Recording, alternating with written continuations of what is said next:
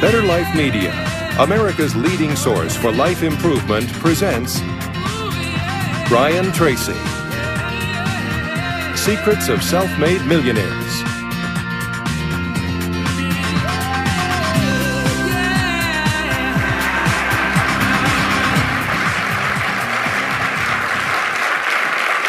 Thank you. Thank you.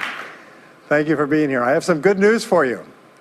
More people are going to make more money in the next few years than have been made in all of human history. In the year 1900, there were 5,000 millionaires in America. In the year 2000, there were 5 million millionaires. That's an increase of 1,000 times. Now, there was a leveling off in 2001, 2002. In the last 2 years, the number of millionaires has jumped 33%. It's jumped to 8.2 million millionaires in America, and virtually all of them are self-made, which means they started without a pot to you-know-what in or a window to throw it out of. And they've made it in one generation. When we look at the wealthiest people in America today, Warren Buffett, Michael Dell, of course, Bill Gates, Paul Allen, and the Walton family, all first-generation multi-billionaires. We have a $12 trillion economy today that is growing at the rate of $500 to $600 billion a year, and all that money is going through somebody's fingers, and your job is to make sure it goes through yours and some of it sticks. Is that a good goal for today? And my job is to show you how to do it. The good news is that all the answers have been found. Self-made millionaires have been studied exhaustively. They've been analyzed. They've been interviewed by the hundreds of thousands and millions. And what we know is exactly who they are and what they do and how they think and how they tick and the decisions they make and the things that they do and they don't do. And the wonderful thing is this: if you do what other successful people do, you eventually get the same result that they do. Now, some people say, well, I started off without any money and I don't have any money now. Well, join the crowd. Nobody's got any money. Most people are broke up into their 40s and 50s. So if you're broke today, you're just one of the gang. The only question is, do you stay there? And the answer is no. Now, when I started off in this many years ago, I came from very poor beginnings. I did not graduate from high school. I finished in the half of the class that makes the top half possible.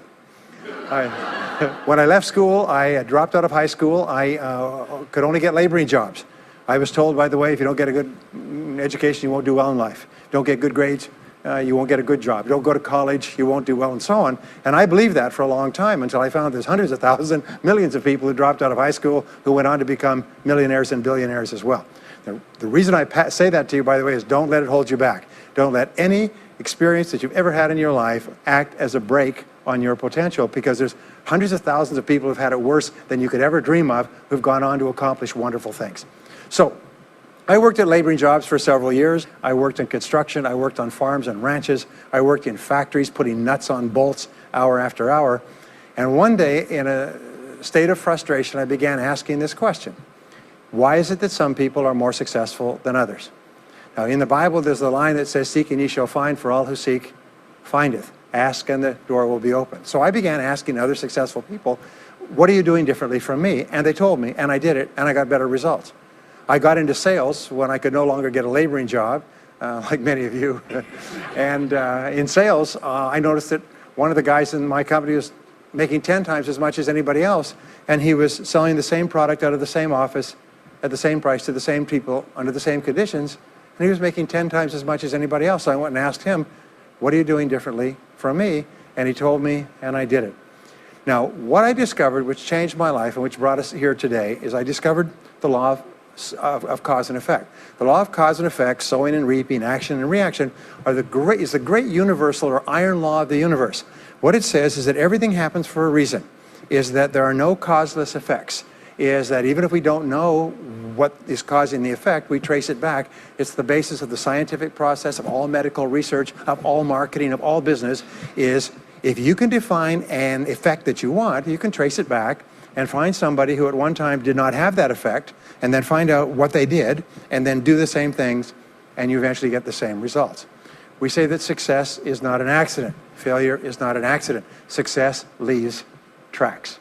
So if you just follow the tracks of other successful people, no matter where you're starting from, you eventually get to the same place that they get. Well, this was a shocker for me, because, and I learned later in psychology, by the way, that one of the two most important things we need to have to be happy and healthy is a sense of control, a feeling that we are in control of our lives, that things are happening for a reason, and a sense of coherence. a feeling that things fit together. Well, when I realized the law of cause and effect explained everything, I got, wow. So in sales, I went to the top of my sales force. I read and I learned, attended courses, and especially I applied what I learned. And then when I got into sales management, I again read the books and took the courses and asked for advice. And when I got into real estate and importation and development and manufacturing and distribution and a whole series of businesses over the years, the first thing I did is I asked, how does it work? How do people succeed in this field? And then I buried myself and immersed myself. I spent hours and hours and hours studying, and then I did what the most successful people did. Interesting point. We say that nature is neutral. In other words, nature doesn't care who you are. It doesn't care if you're tall or short or male or female or black or white, educated or uneducated. Nature doesn't care. All that nature cares is that you do what successful people do. It's like making a recipe. Nature doesn't care if you follow a recipe. If you follow the recipe exactly, you get the dish. Nature doesn't care who's doing it. And that's the wonderful thing about our society. It's basically like justice. It's blind, is nature doesn't care. In fact, there are a lot of people who are not as smart and not as talented as you who are doing vastly better than you, not because they're better, but because they're just following proven success methods. There's nothing that will make you madder than to see somebody who's dumber than you, who's making more money than you, right? Have you had that experience? So what we do is we use proven success methods. We just find out what they are, and we do them over and over again. Quick point, nothing works the first time, okay? Please understand that. Nothing works the first time. What is the average number of times that a person tries with a new goal before they give up? Can you guess? Well, the average is less than 1, because most people give up before they try even once. They say, that's a great goal. I'd love to be financially independent, and then they give up. They don't even try. They say, but I couldn't because of this and because of that, and so on. And then they move away to a wonderful place called Someday I'll. You ever heard of Someday I'll? Someday I'll start saving money. Someday I'll get out of debt. Someday I'll lose weight. Someday I'll start a business. Someday I'll get serious about my finances. And most people live on Someday I'll. Your job and my job is to vote yourself off the island, right? And we start taking control of our lives. Well, about some years ago, I was called by a major businessman, and he asked me if I would do a talk for his 800 entrepreneurs that own separate franchises within his organization on how to become a self-made millionaire. And I said, sure. When you're a young speaker, you agree to speak on any subject. Sure, I'll speak on that subject. Now, I was just like most people. When I was young, I wanted to be a millionaire by the time I was 30. And when I hit 30, I put it off to 35. And as I got to 35, you put it off to 40, and then you kind of just don't look at it anymore. You forget about it and feel the deck is stacked against you. Well, I was about 38, 39 when he called me up and asked me. I said, sure, no problem. And I said, now, what do I know about self-made millionaires? And this is a shocker. I didn't know anything. Oh, I knew that they had more than $1 million, but that's a real basic piece of knowledge, you know. So I started thinking, what do I know about it? So I began to study them. And that's when I found out that they've been studied so thoroughly, is we know everything there is to know about them. They are a source of incredible fascination. And there's 50 years of research. So I began to read the studies and find out where they came from and what they did and how they thought and where they started and the decisions they made and the kind of people they were. One of the things that I learned, by the way, is that becoming a self-made millionaire is not the important thing. What is really important is the person you have to become a self-made millionaire. You have to become a totally different human being. One of my friends says that in order to achieve something you've never achieved before, you have to become someone you've never been before.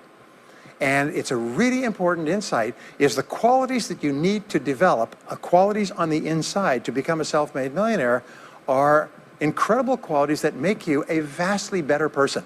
Not only better in terms of character, determination, discipline, decision-making, strength, and so on, but they make you a far better person. They round out your character in a far better way. So the real payoff of becoming wealthy is not because you can eat more, because how many more meals can you eat? How many more clothes can you wear? But it's the kind of person that you become, and then the kind of people that you associate, the kind of life that you have. And so the things that we're going to talk about now, and I know that you're some of the smartest people in our country, so I'm going to give you these ideas very quickly, like dealing cards. What I found in my research is that there's a series of qualities that self-made millionaires have. If you have these qualities, your success is virtually guaranteed. And if you don't have these qualities, the qualities are learnable. Point number one is that all business or sales skills are learnable. All financial skills are learnable. If you can drive a car, you can learn any skill. If you can drive a car, you can learn the skill. Now, number two is you're probably only one skill away from doubling your income right now. you're probably only one skill away from setting yourself on the road to becoming a self-made millionaire. That turns out to be the case for almost everyone. And if you don't know what that skill is, maybe over the course of the time we spend together, it'll jump out at you. But whatever it is, you've got to find it out and go to work on it, because it is learnable. It's a learnable skill. People say, well, I've never been very good with money. Well, get over it. The fact of the matter is, you can learn what you need to learn to achieve anything that you want to achieve. So, the success secrets of self-made millionaires. Give yourself a score of 1 to 10, and if you are weak on one of these, it can be enough to hold you back. If you're strong on all of these, then there's no limit to what you can accomplish. The first is to dream big dreams. Dream big dreams. Practice what is called back from the future thinking and project forward. Develop a vision of yourself as happy, healthy, wealthy, thin. Practice what top people practice, which is what is called idealization. You project forward several years and you imagine that your life is perfect in every way. Imagine that you have no limitations. Imagine that you have all the time and all the money and all the friends and all the contacts and all the education and all the experience, and that you could be or have or do anything you want in life. If you could, what would it be? If your life were perfect in 5 years, what would it look like? How much would you be earning? How much would you be worth? What kind of a family life would you have? What kind of health would you have? What kind of car would you be driving? What would your life be like if you could wave a magic wand and make it perfect in every way? Now, what we have found is this is the starting point of great riches, and it's the starting point of great success in life, is for you to have a dream or a vision of a wonderful future. Here's an exercise that we give people in our audiences, is take a sheet of paper and make up what is called a dream list. Now, imagine this is kind of like a kid's Christmas list, and that it just allows you to just run wild and just write down everything that you could think of that you could possibly want. I had a friend who I taught this to, and he got so excited about it, he bought a spiral notebook, and he began writing. And he'd go through the newspaper, and every single thing he saw in the newspaper that was nice, he wrote it down as a goal. He ended up, first time through, with 330 goals. By the end of the month, he had 500 things that he wanted. The interesting thing was that his life exploded. He activated the law of attraction, and he began to attract into his life people, circumstances, ideas, resources, insights that began to move him toward the accomplishment of the goals and began to move the goals toward him. Number 2 is to do what you love to do. Whenever you find people who are really successful in life, they're people who do what they love to do. They love their work. The great rule for success in life is to find something that you love to do and then find a way to make a living doing it. Now, when you find what you love to do, it'll be something that gives you energy, it motivates you, it enthuses you. It's probably something that you were meant to do from the time you were born. And when you ask self-made millionaires, what sort of work do you do? They'll often say, I've never worked a day in my life. I just do what I like to do. I had a graduate in my course once who came up to me and said, that's interesting. He said, when I was a little boy, I loved to study airplanes. He said, I got airplane books, and I had airplane models, and I had toy planes, and then I got into competitions with remote-controlled planes. He said, when I grew up and went to school, I studied aeronautical engineering. He said, today, I'm 35. He said, I own 3 companies. One builds small aircraft. Another one repairs and services small aircraft. Another one is in leasing and chartering small aircraft. He said, I've never worked a day in my life. He said, I've just played with planes since the time I was a kid. So one of the things that you can do is go back to the time when you were young, as a child between the ages of 7 and 14, before you discovered boys or girls, and what is it that you really love to do? And you'll often find that within that is something you're supposed to do as an adult. Number 3 is commit to excellence. Now, this is really, really important, and I had a hard time with this as a young man because I was never good at anything. I was never picked for any team, and if I was picked, I was the first person cut. I got lousy grades in every class. I got fired from multiple jobs. I even got fired from a job pumping gas once. Can you imagine that? Being fired for pumping gas because you're no good. They came out and said, you're no good at pumping gas. How can you be no good? Little old ladies can pump gas, and here I was no good at pumping gas. Anyway, so I got fired. I went from job to job, and then I discovered that all people who are successful are excellent at what they do. You know the old question they asked Willie Sutton, the bank robber, why do you rob banks? He said, well, that's where the money is. Well, being in the top 10% is where the money is. So what you have to do is you have to pay any price and make any sacrifice to get into the top 10% in your field. Now here's the good news. If you're doing what you love to do, you will want to be in the top 10% in your field. If you don't want to be excellent at what you're doing, it means you're in the wrong field. It just means that you're marking time, you're treading water. And there's a lot of people who are in their field and they do their job and they go home at night, they don't think about their work and so on. And this kind of an attitude means that you have no future. You have a very shaky present. That crackling sound you hear is the ice breaking under your feet, okay? And you have no future, because if you're not doing what you love to do and throwing your whole heart into it, you're just marking time. But everybody is designed so that there is something that you love to do that you can do well. And the fact that you love it means that you probably have the ability to excel at it. So make this decision to get into the top 10%. And let me tell you what changed my life. Here I was struggling in my late 20s, and I learned this. It was a breakthrough thought. Is that everybody's in the top 10% started in the bottom 10%. Everybody who's doing well was once doing poorly. Everybody who is at the top of your field today was once not even in your field at all and didn't even know it existed. What that means is that if you're willing to pay the price and work hard and make the sacrifices, you can get into the top 10%. Now, how long does it take? It doesn't take a week or a month. Most people are really impatient. And to achieve mastery in your field takes 5 to 7 years. People say 5 to 7 years. Geez, I'll be 5 to 7 years older before I start enjoying the big rewards. Well, how much older will you be in 5 to 7 years anyway? Now, here's an important point. Are you ready? The time is going to pass anyway. The time is going to pass. 5 to 7 years from now, 5 to 7 years will have passed. The only question is, are you going to be at the top of your field, or are you still going to be down there with the mediocre 80%? And the wonderful thing is this: is nobody's better than you, and nobody's smarter than you. If anybody else is at the top of their field, it means that you can be at the top of your field. Just go to them and find out how they got there, because they started at the bottom. Now, it may take longer for some people and less for others, but everybody who puts one foot in front of the other and keeps moving eventually gets there. And that's where all the rewards are.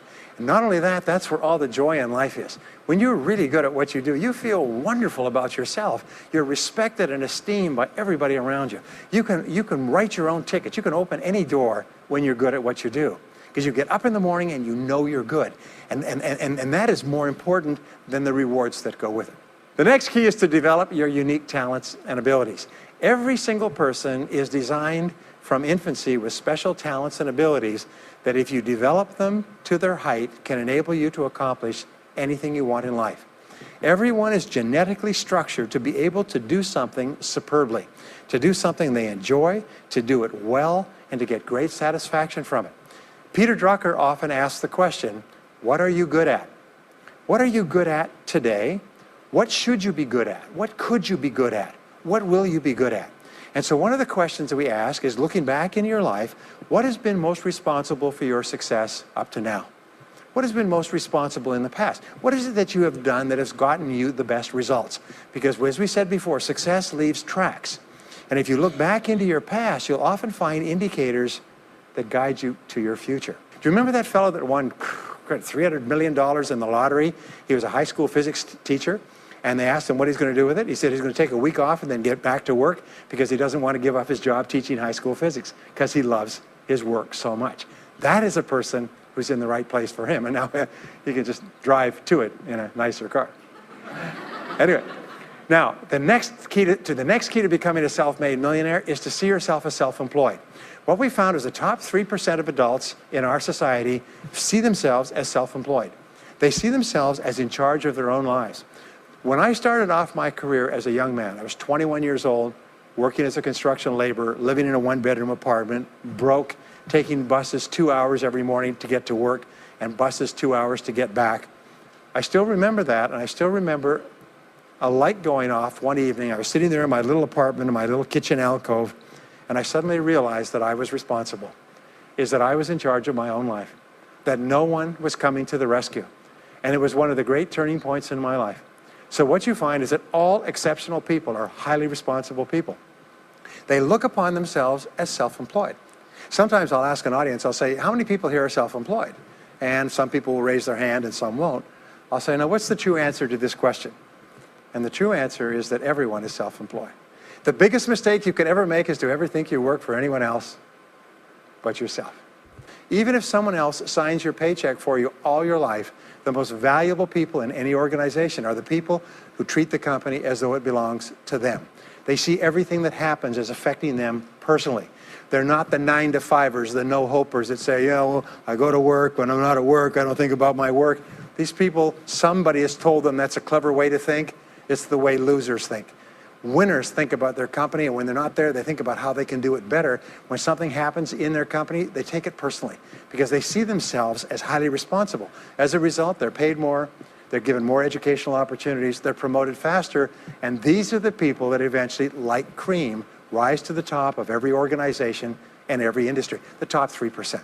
The next key to becoming a self-made millionaire is to develop a clear sense of direction.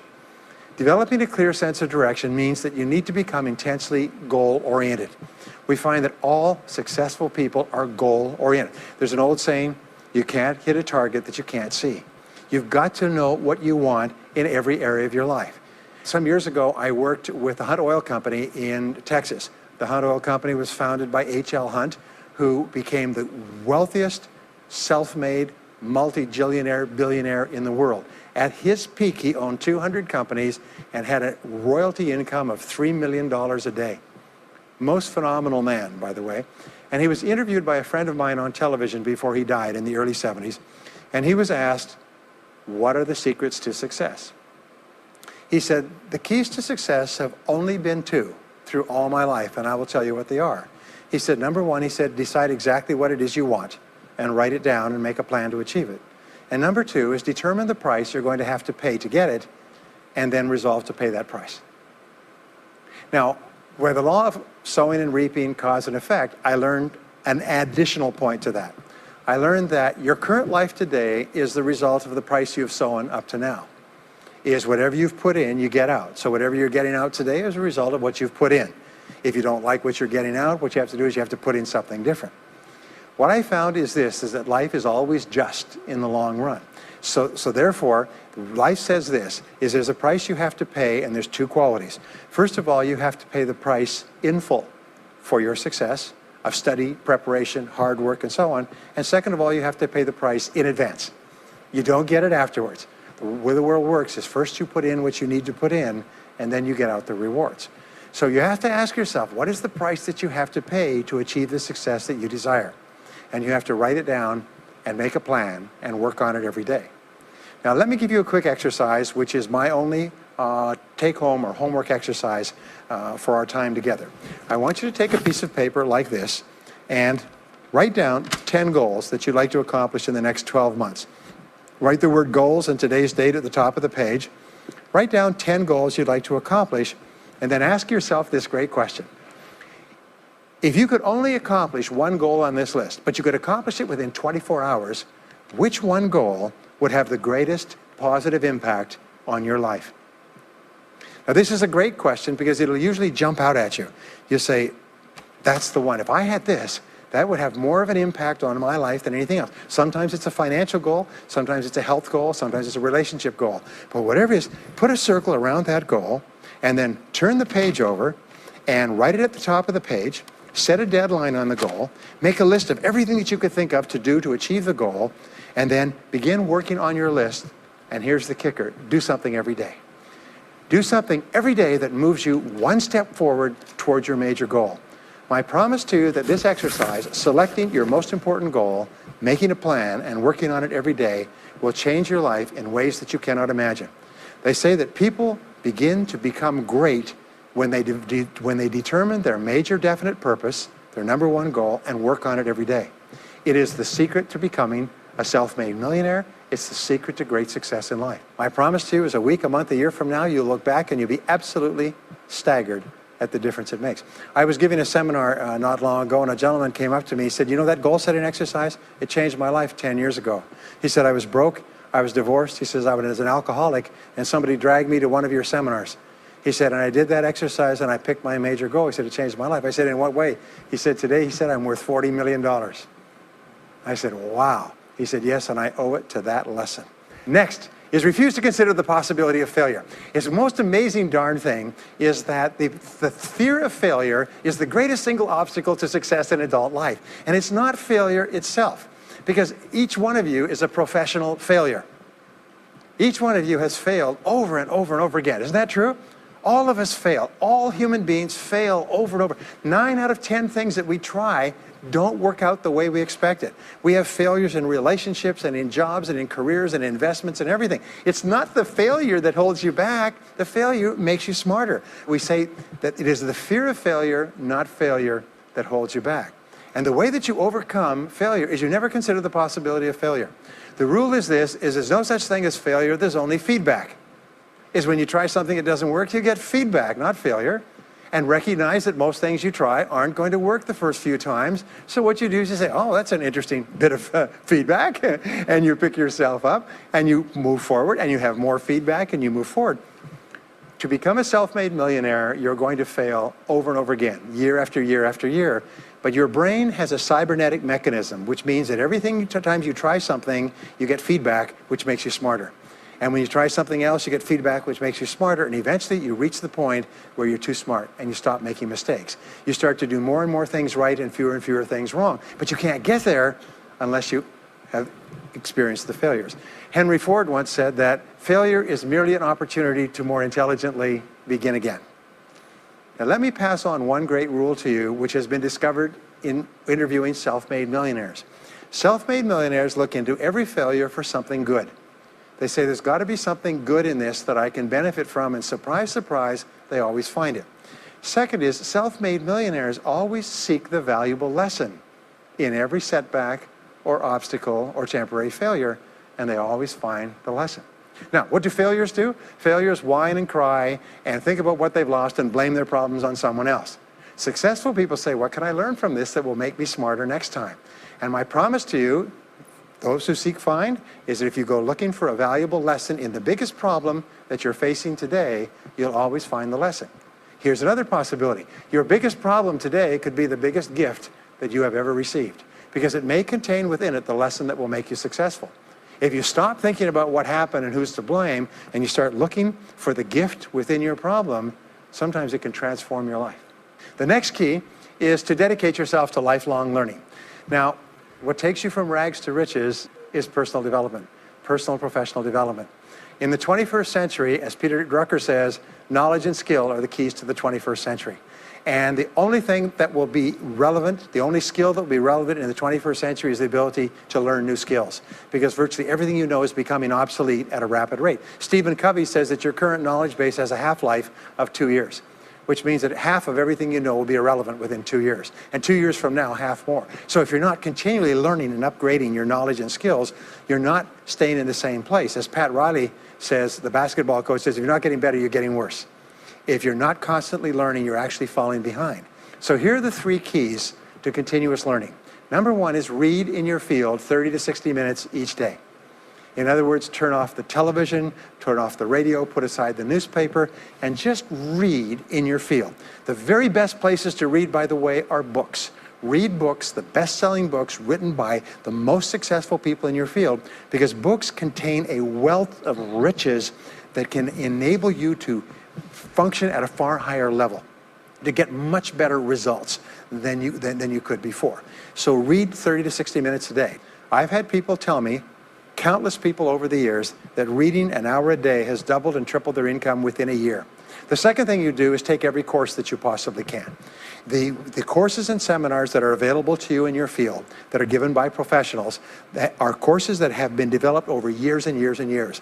They have been tested and tested and tested. The person who is talking to you for several hours has spent thousands of hours learning their subject. They have dry tested this or done test runs with thousands of other people. When you take a course, you can learn enough information in 1 or 2 days, more than you could learn in 2 or 3 years or maybe even a lifetime, all distilled and put together. People say, I can't afford a course. You cannot afford not to buy books. You can't afford not to go to courses. Some years ago, I had a dentist, and he was a very successful dentist. I was recommended to me by a friend. And this dentist retired at the age of 53. And just before he retired, he sold his practice for about $2 million. Just before he retired, he told me why. He said about 8 years before, he had attended a dental congress in Hong Kong.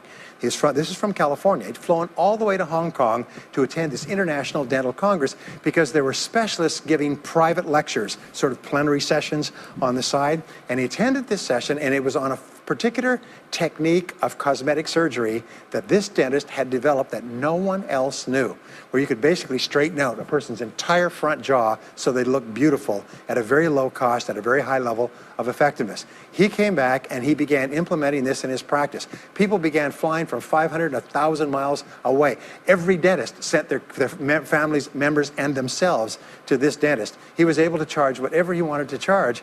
He said 8 years later, he retired as a self-made millionaire at the age of 53 to enjoy his money for the rest of his life from what he learned from one session at one convention at one course.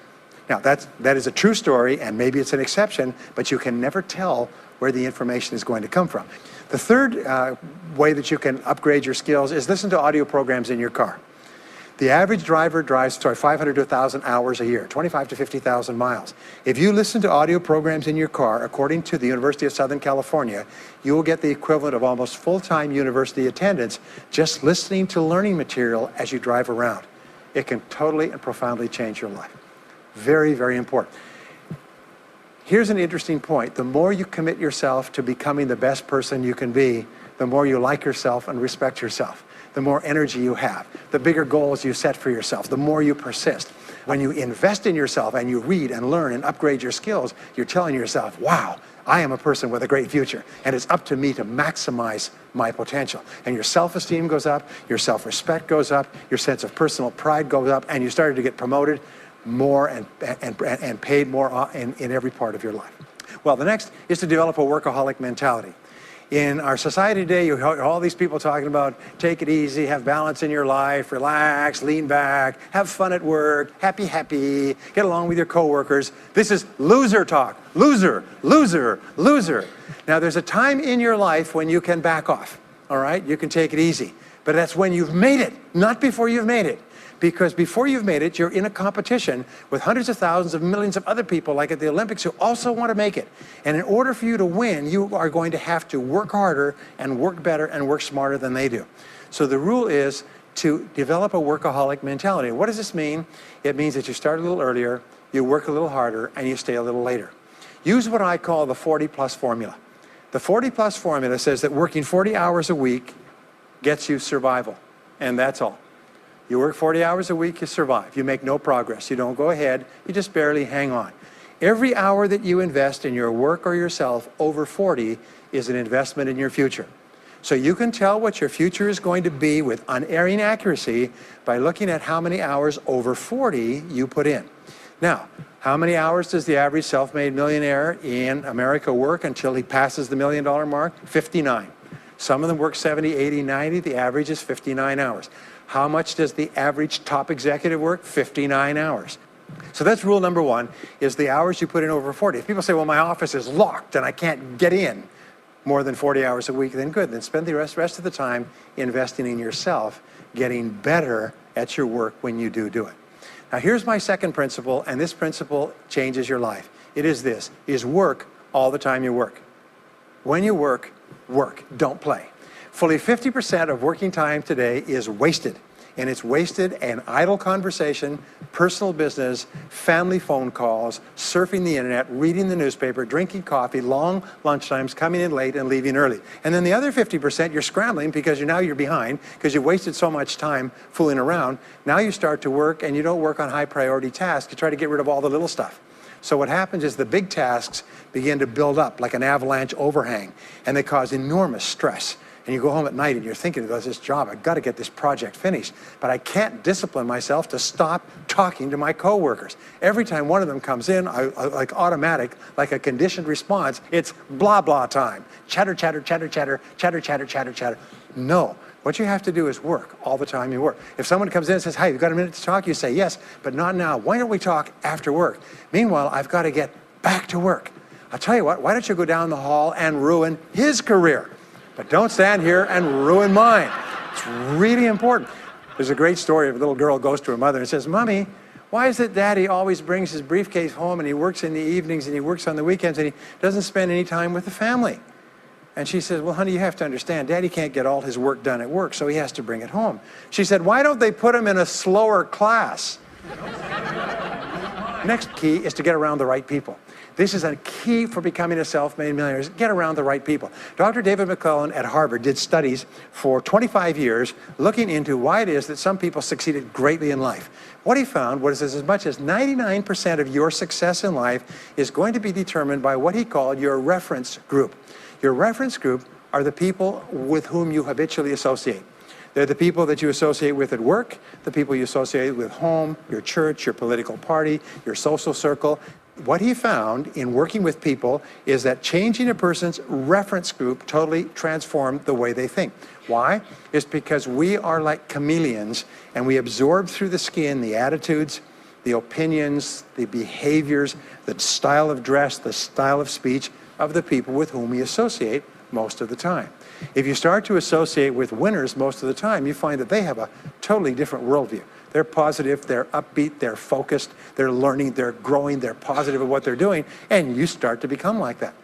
We know that our relationships determine 85% of our happiness or unhappiness in life. In other words, if you have bad relationships, personal relationships, they will drag you down worse than a sea anchor. If you work for a bad boss, it'll destroy all your joy in work. If you have one negative coworker, they found that one negative person in an office can cast a blackness over the whole office because of his or her negativity. And so the most important thing you do is you choose your relationships with care and only associate with people that you like and respect and enjoy being around. Next is be prepared to climb from peak to peak. One of the keys to becoming a self-made millionaire is to realize that life is never one continuous train. It's always up and down. So it goes up. Like if you climb a mountain peak, you have to go down into the valley before you climb the next peak. So all of life is cycles and trends.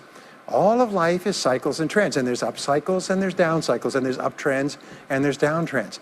The question is, what is the general direction of your trends? We say this, is that life is 2 steps forward and 1 step back. Successful people focus on the 2 steps forward, and then they protect themselves on the downside. They build up cash reserves. They put in stop loss orders on their stock market. They very carefully watch what they're doing. So they try to maintain that 2 steps up, and then make sure that the 1 step back is not so far. And then they want to make sure that this curve is generally upward, so that each time there's a step back, they're still further ahead than they were before. The next one, which is to develop resilience and bounce back. Developing resilience and bouncing back is one of the key qualities of self-made millionaires, because as I said right at the beginning, most things won't work. This is a very interesting point, is that you're going to be knocked down over and over again. And what we know, as my friend Charlie Jones says, is you have to bounce, don't break. And when things go wrong, bounce. And so what I learned many years ago was this interesting technique of what is called mental rehearsal. And mental rehearsal says that you mentally prepare for the inevitable downturns before they occur. So you say, all right, in the course of life, things are going to go wrong, but when they do, I'm not going to become upset. I'm not going to get mad or angry or anything else. I am just going to take it and learn from it and pick myself up and keep going. Sometimes I ask this question, does anybody here have any problems? Everybody says yes, everybody's got problems. Well, here's the rule, is all of life is a continuous series of problems. They never end. The problems just keep on coming, like the waves of the ocean. The only break in this unbroken series of problems will be the occasional crisis. So life will be problem, problem, problem, problem, problem, problem, crisis. Problem, problem, problem, problem, problem, crisis. It's like the waves of the ocean. 6 problems and a crisis, 6 problems and a crisis. Which means that everybody here is either in a crisis right now, has just gotten out of a crisis, or is just about to have a crisis. So what we have found is this, the hallmark of superior people, 30 years of research, is how you respond to a crisis. How you deal with problems and how you respond to a crisis. And what we have found is this, is superior people look for the solution to every problem. They don't allow themselves to become upset and angry. When something goes wrong, they say, okay, what's the solution? And they become intensely solution-oriented. When you have a very intense problem, that stimulates creativity to solve the problem. So what you do is you write and define the problem clearly. If you have a problem, you say, wait a minute, what is my problem? What is it that I'm worried about? And write it down. And the very act of defining a problem clearly often triggers the solution to the problem. One last technique that I want to give you with regard to your major definite purpose. And if you only do these two things as a result of our time together, they will transform your life. You've already identified the one goal that can have the greatest positive impact on your life. Now what you do is you take that goal and you write it at the top of a page in the form of a question. And you say, let us say your goal is to double your income. That could have a major impact on your life. You say, what are all the things that I could do to double my income in the next 12 months? Write it as a clear question. Even better, if you're earning $50,000 a year today, write, what could I do to earn $100,000 over the next 12 months? The more specific the question, the better. Then you devote yourself to writing 20 answers to this question. You must write a minimum of 20 answers. Work harder, work smarter, start earlier, stay later, change occupations, upgrade my skills, whatever it is, keep forcing yourself to write till you've written 20 answers. We call this mindstorming. The first 3 to 5 answers will be easy. The next 3 to 5 answers will be difficult. The last 10 answers will be incredibly difficult.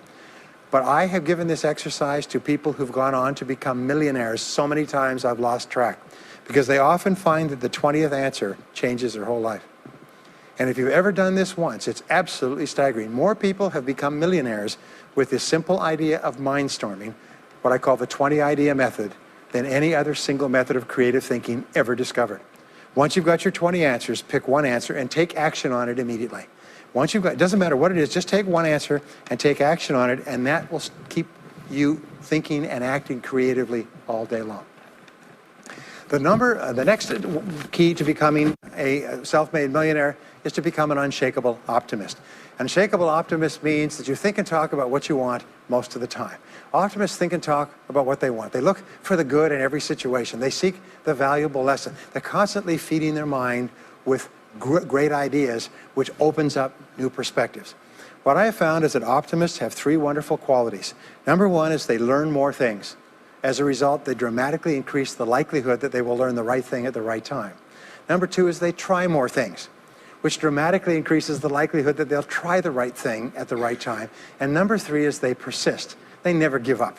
Optimists make a decision that once they've decided they're going to become wealthy, they just never stop until they achieve that goal. Now, will they have many setbacks and obstacles and difficulties?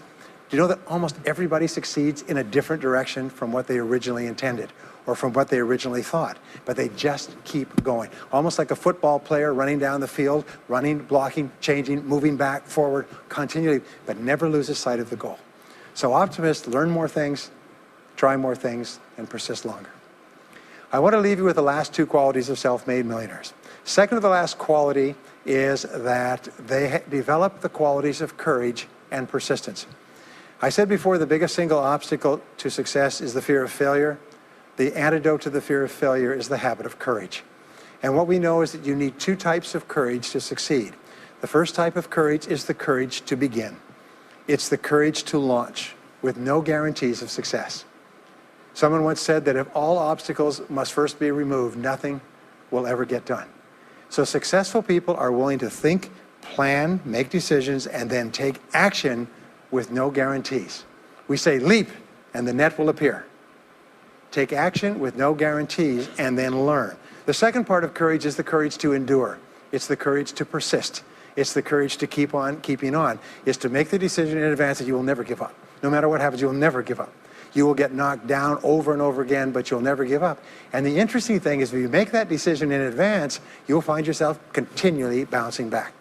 So courage means the courage to begin and the courage to endure.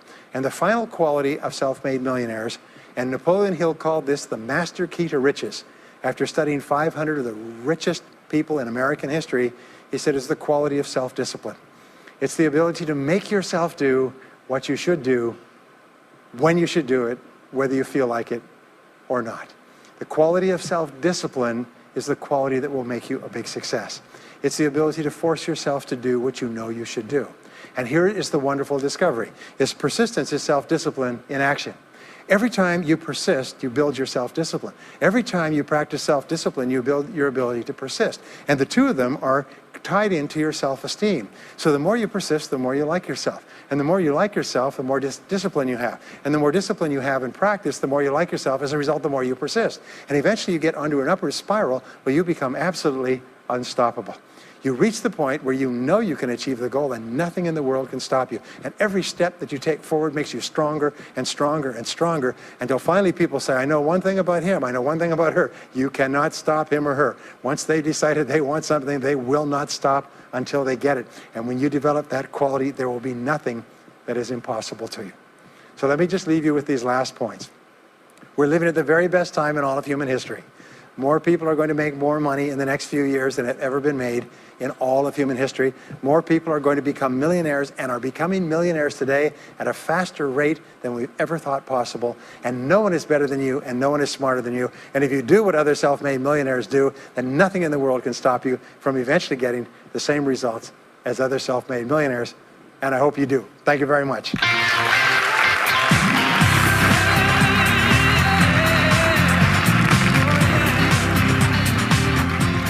We hope you've enjoyed this special presentation of Brian Tracy's Secrets of Self-Made Millionaires. If you would like to own a copy of this program or any of Better Life Media's programs, please visit our website at betterlifemedia.com, where you'll find all types of valuable life improvement information.